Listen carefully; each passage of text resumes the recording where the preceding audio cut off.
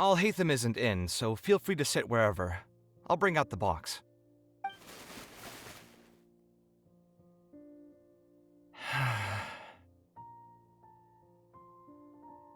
Oh, nothing. I just didn't realize how much time had passed.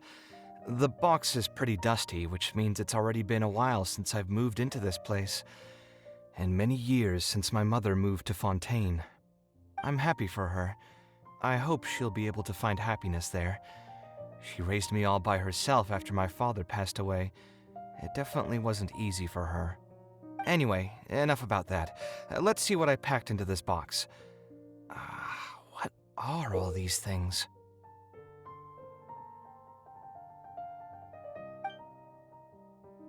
Oh, I remember now. This is a drawing I made in Port Ormos. Obviously, I wouldn't call it anything special now, but I was less than 5 years old when I made this drawing. That's more than 20 years ago. You could say it's pretty good for a child of that age. Now that I've said that out loud, I suppose I do have some level of artistic talent, right? Criticism and self-doubt have always been a part of the artistic process. Without criticism, there can be no improvement. It's normal for me to question my abilities from time to time. I admit that I may have spent a little too long questioning myself this time around, but as you know, the heart tends to dwell on whatever it pleases. Anyway, never mind. The more I talk about it, the less confident I feel. Let's see what else we have in the box. My building blocks! It's been years since I've last seen these. When I was a kid, I used to stack them super high, and could even stabilize the tower to keep it from tumbling over. Oh, and this blueprint. I made it by copying my mother's sketch, and the aspect ratio was horrendous. It's still technically the first blueprint I made myself, though. I was super proud of myself when I finished it, and put it in the same pile as my mother's sketches, hoping she'd notice and compliment me for my good work. Unfortunately, my mother didn't realize that I had put it there. When she had a meeting with a client the next day, she handed my blueprint to him by mistake. The client was completely confused by this new blueprint, but apparently he felt too tongue-tied to question such a famous architect. It was only a few days later that he finally gathered up the courage to pay my mother a visit. He asked, "The door in this blueprint is even taller than the roof. Is this supposed to be part of the design?" My mother took me with her to personally apologize to the client several times. She didn't scold me about it in private, though. Instead, she went over all the steps required to draw a good blueprint, and was very patient throughout the whole process. I still remember it like it was yesterday. Let's see, is there anything else left in this box? What was this again?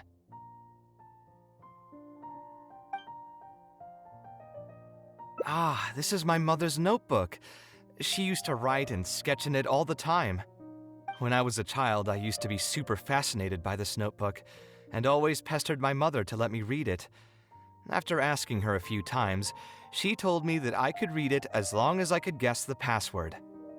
Wonder why she didn't take this notebook with her. Did she leave it to me on purpose?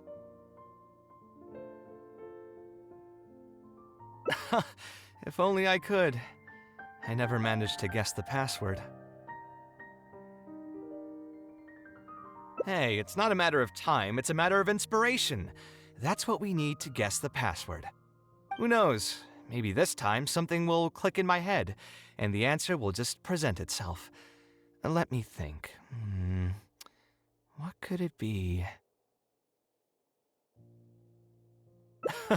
I could tell what you were thinking. Don't worry, I tried all the easy guesses a long time ago. I've tried my name, my father's name, my mother's name, my grandparents' names on both sides, and all of our birthdays. I've tried every name and number remotely related to my family. I've even tried stuff like "Love you, Kaveh," "Take care," and "Yours truly." I've tried every cheesy phrase and well-wish in the book, but this lock has refused to budge. I wouldn't try that route again. I have a hunch that it won't be that simple. Also, if she really did use something like that, she'd never hear the end of it from the folks over at Haravatat if they ever found out.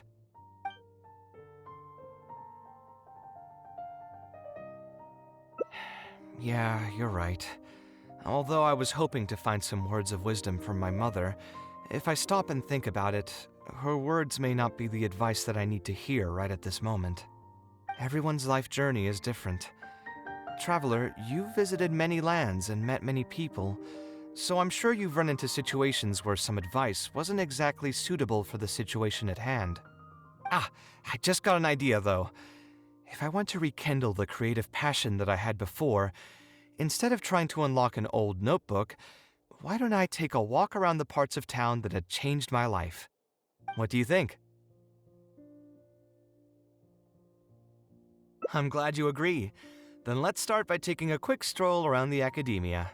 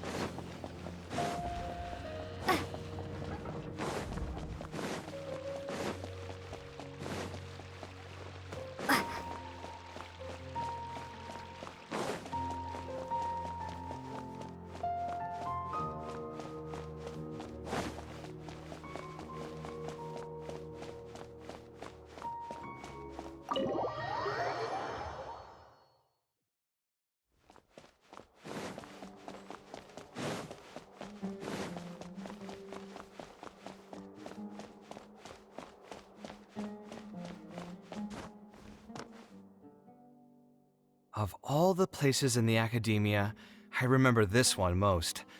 When my studies got busy, I used to pull all-nighters here trying to finish my blueprints. Who doesn't miss their time at the academia? Life was a lot simpler then, and we all had far less troubles. I created many designs that I thought were beautiful in the House of Dana. I drew whatever came to mind, since I didn't have to care about budget constraints or turning them into reality. If I had to give a reason, it'd probably be because I like the ambiance here. The academia also had a rule that allowed scholars to annotate any physical books they came across. As a result, the books here are chock full of scholars' wisdom across many generations.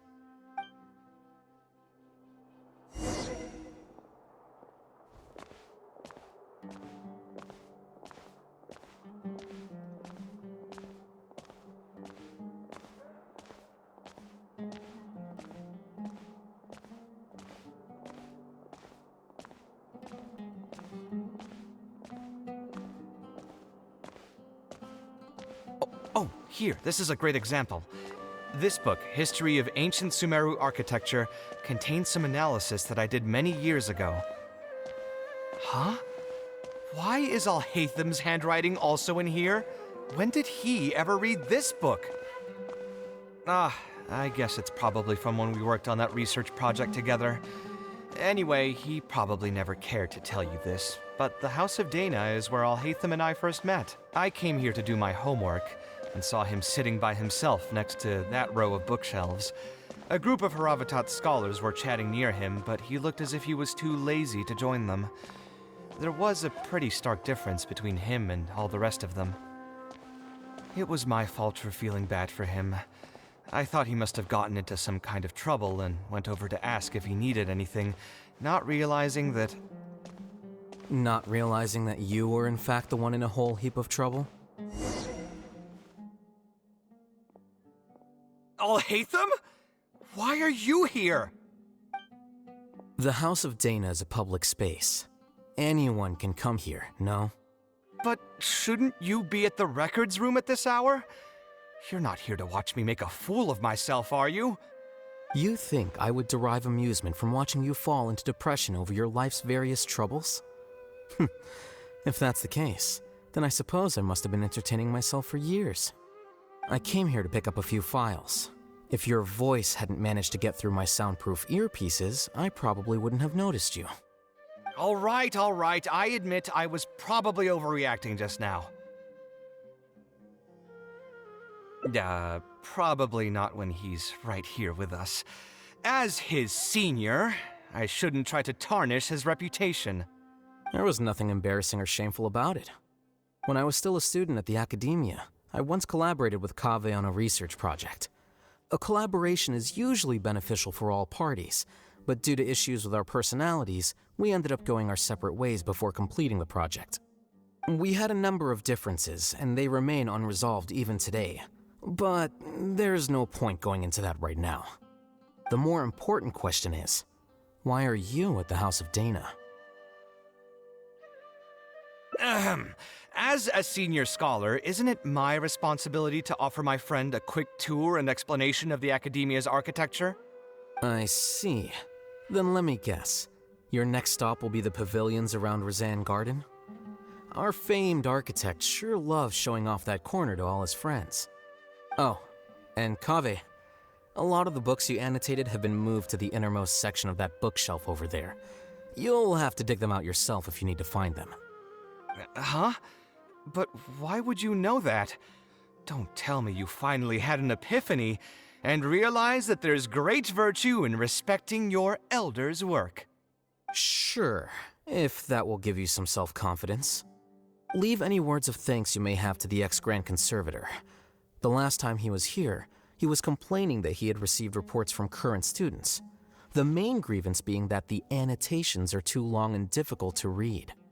As a result, the books you annotated have been moved to the back shelves. What? But all of my annotations were extremely important. Instead of reporting me, they should have been thanking me for my service. The notes that I took, they couldn't have asked for a better analysis of those books. Okay, just you wait. I'm going to fix this right now. I'll dig all the books out and return them to the proper shelves. Oh, we'll wait. Anyway, you were about to say he's feeling a bit down? Put through the ringer. What an interesting phrase.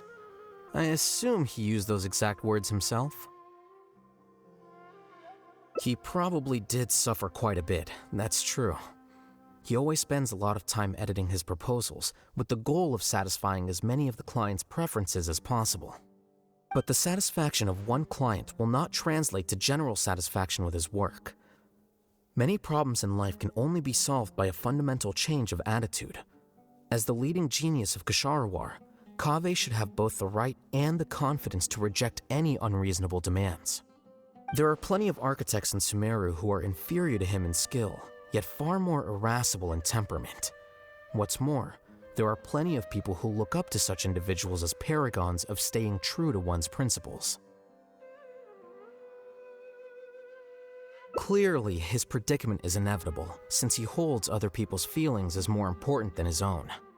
Of course, each person is different, and we should respect the paths that they have chosen for themselves. Admonitions will serve no purpose. People tend to succumb to familiar pitfalls, and this is especially true for those who believe it's their duty to carry more burdens on their shoulders.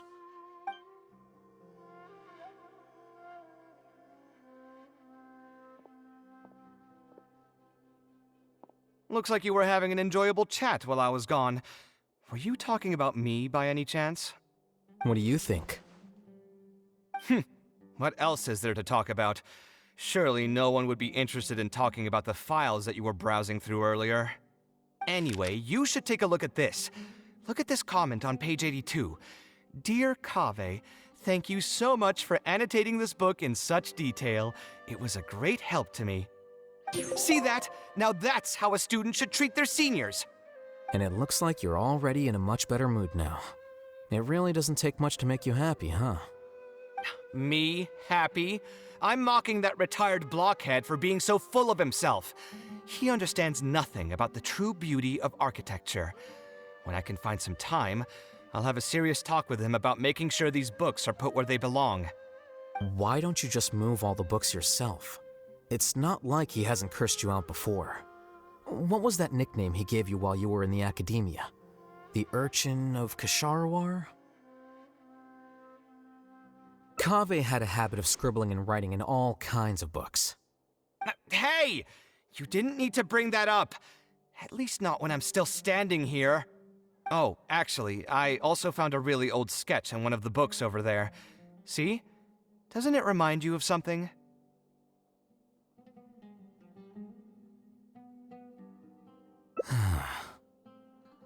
Huh? Don't tell me even you don't get it. Don't ask me. This is the time you specifically put aside to brag about yourself. Feel free to hoard all the spotlight you want. You? In that case, allow me to explain. Although this sketch is a little abstract, you can plainly see from the road plans that this was an original concept for the expansion of Port Ormos. We can also plainly see that the designer was a huge fan of this project. It's the project he loves to talk about the most, second to the Palace of Alcazarzaray. If I don't keep bringing up the neat projects that I've done, how would anyone know that I was the one who did them in the first place? There shouldn't be any complaints about Port Ormos. If I remember correctly, the construction process was very smooth, everything was made ready ahead of time, and there were very few safety concerns.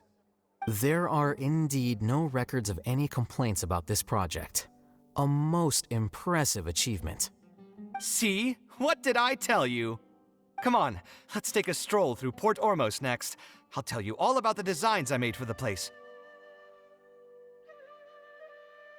No need. It's almost time to clock out for the day, and I don't intend on bringing any unfinished work home. Suit yourself. It's not like you know how to appreciate artistry anyway. Let's go, traveler. I'll take you to Port Ormos.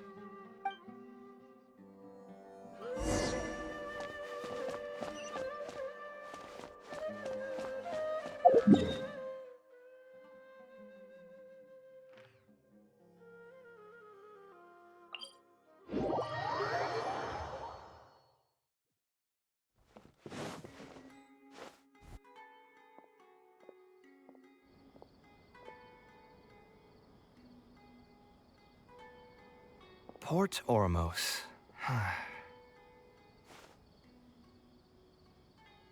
No, I didn't design any one specific building. Most of my work here concerned structural renovation.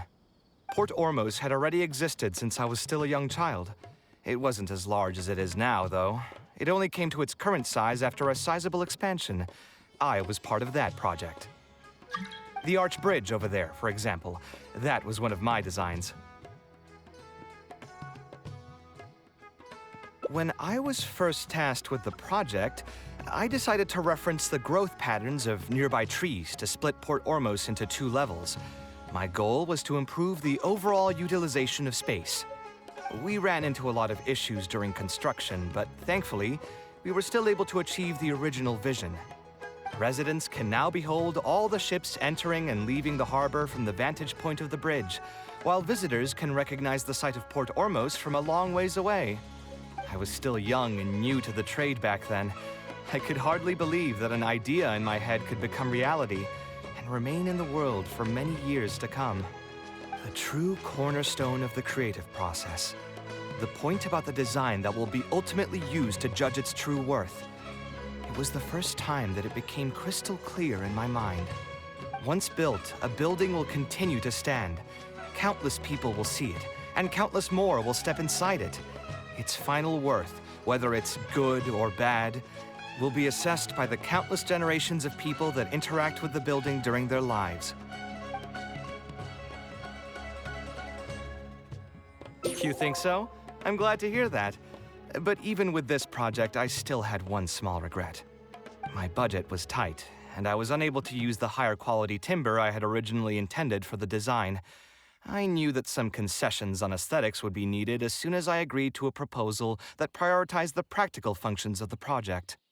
Us creative types know better than anyone that most projects cannot be completed without a few regrets. Even the Palace of Alcazarzaray was not perfect. Yeah, you're right. I should learn to look toward future opportunities and believe that any regrets I have can be overcome in time. We've spent long enough here. There's still one last place I want to go, but it's a little far. Would you be interested in a quick trip to the desert? Great. Most of my projects over the last few years have had something to do with the desert, partially because there's a special place there that I often visit. This is a rare opportunity, so why don't you come along and see it for yourself? If you ever feel down, maybe you'll be able to go there and feel better too.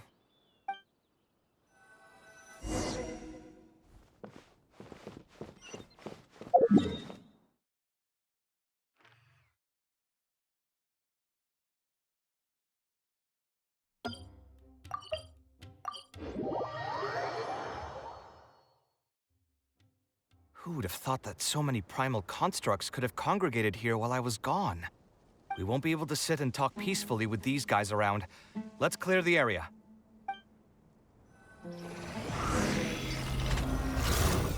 Sight clear!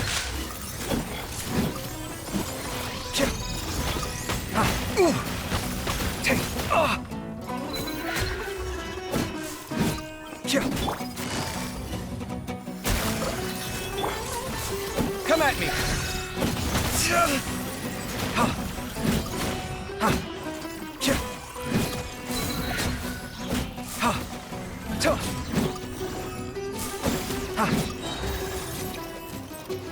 Sight clear!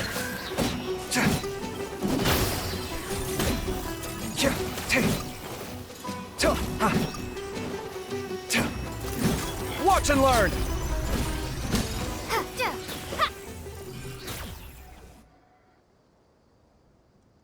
Isn't this place great? I often come here to clear my mind when I'm dealing with a difficult situation. You know what I mean. Everyone finds themselves in frustrating situations once in a while. Just take me as an example. My family life got shaken up quite a bit when I was young. I struggled in school, and I got into a huge pile of debt building the Palace of Alcazarzaray. Although Alhaitham thinks that it's because of my personality that I continue to live in the shadow of the past, I think it's also just a part of life. Plus, if I look back, I've honestly had my fair share of good luck as well. You could probably say I've followed in the path of my mother. Like her, I've gained a name for myself as an architect, built something that's seen as my magnum opus, and found many projects that others have entrusted to me to finish. Life is too boring when you live with no enthusiasm and passion. Only those who believe in the inherent meaning of it can capture the small nuances of everyday life and turn them into inspiration for beautiful designs. Of course, I will concede that loving something also means taking it to heart. So to an extent, caring is also a source of pain. If I didn't love my work, I wouldn't be so torn up about it all the time. But still, isn't this place beautiful? Despite the erosion from the winds and changing seasons, you can still perceive its past beauty and glory. With different landforms come different architectural styles. The desert's history has left it with few records regarding its buildings, so I often visit the desert to investigate things in person. The sight here has moved me ever since the first time I laid my eyes on it. I told myself that one day, I would also be able to create buildings that move others. My pain will one day fade into nothing, just as I reach the end of my life. But buildings are different. They are far more valuable than most materialistic things, and far more durable than human flesh. As long as there remain souls in the world who can decipher the meaning behind them, they will also have acknowledged me across the vast stream of time. If you were to ask me what art is, that would be my answer. You think so? But I feel I've always been like this. Remember that question I brought up before? The one about whether I should see art as a divine gift of inspiration from the gods, or as a product of my own existential struggle? I still haven't found an answer to that yet.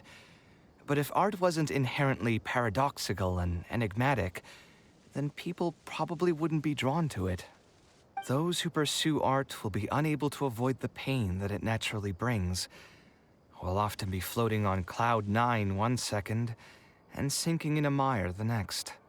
I'll try gathering my thoughts again once I've found a way to define art in the first place. In any case, Thank you so much for listening to everything I had to say.